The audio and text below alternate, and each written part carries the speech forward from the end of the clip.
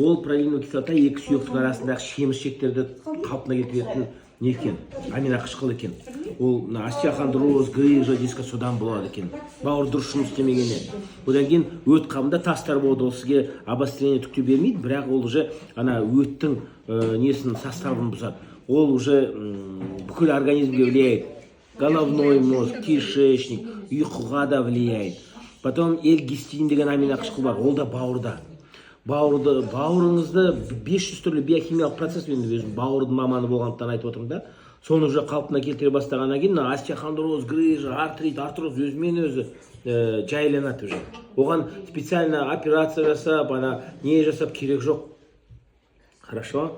Ол чисто ЛФК, лечебный гимнастика жасайсыз. Интернетке YouTube'қа басып қалсаңыз, лечебный ЛФК при, например, остеохондроз десе, бір 2-3 упражнение шығады.